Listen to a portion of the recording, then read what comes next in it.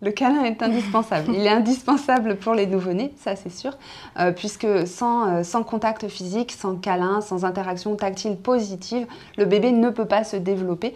Le manque de contact tactile va vraiment mettre en péril le développement physique et cérébral de l'enfant, dans des cas extrêmes pouvant conduire jusqu'au décès. Mais pour autant, un adulte peut aussi bien apprécier les câlins qu'un enfant.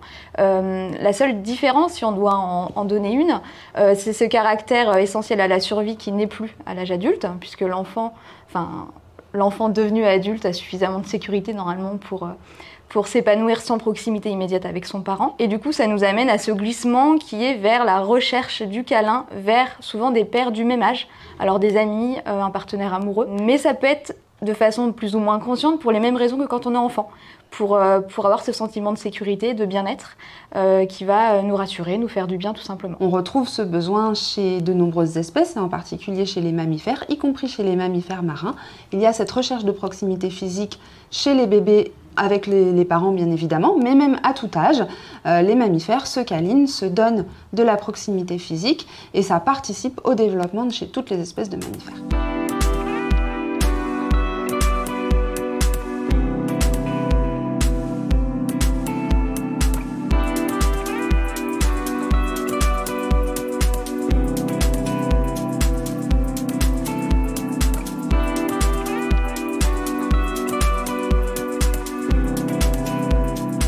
Le premier intérêt biologique du câlin, c'est que par le contact physique, on sait qu'on est à proximité d'un congénère. Et pour un bébé, on sait qu'on est à proximité d'une personne qui va être là pour nous défendre. Le fait d'être en groupe, ça nous préserve des prédateurs, tout simplement, et ça nous permet de lutter contre le danger. Donc la proximité physique, elle est essentielle à la survie du groupe et aussi à la survie des bébés qui ne sont pas capables de se défendre tout seuls, qui ont besoin de se sentir proches d'un adulte. Et puis, elle a un deuxième effet, c'est que comme le câlin va déclencher la production de ces hormones qui nous rassurent, qui nous déstressent, on va se sentir mieux.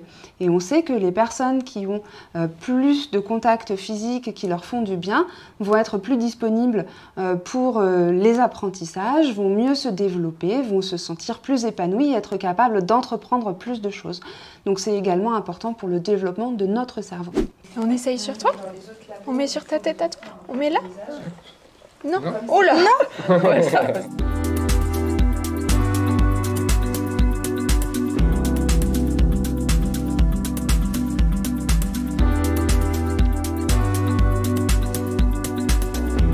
C'est bien d'être demandeur de câlins, c'est normal d'avoir des moments de stress et d'avoir besoin dans ces moments, et même si on n'est pas stressé, d'avoir des moments où on apprécie d'être câliné, puisque ça fait du bien. Donc c'est pas une insécurité affective que d'avoir besoin d'un câlin, c'est une insécurité affective d'exiger un câlin de votre partenaire, de lui imposer de vous faire un câlin.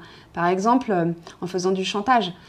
S'assurer du consentement d'un partenaire, que ce soit un adulte ou un enfant, c'est pas nécessairement lui poser la question en lui disant « est-ce que tu as envie d'un câlin, oui ou non ?» Si vous lui posez pas la question, mais que physiquement vous l'enserrez et puis que vous le lâchez plus parce que vous le serrez très fort, ou si dès que lui s'éloigne, vous pleurez, vous lui imposez quelque part votre câlin et c'est vous qui êtes en insécurité affective. C'est pas de réclamer, c'est de forcer finalement. Un câlin, si on doit dire qu'il est bon et qu'il est bénéfique, c'est un câlin qui est en fait partagé et réciproque. L'intention de vouloir un câlin ou d'avoir besoin d'un câlin n'est pas suffisante pour qu'on nous en donne un. Il faut le partager pour qu'il soit plaisant pour les deux personnes.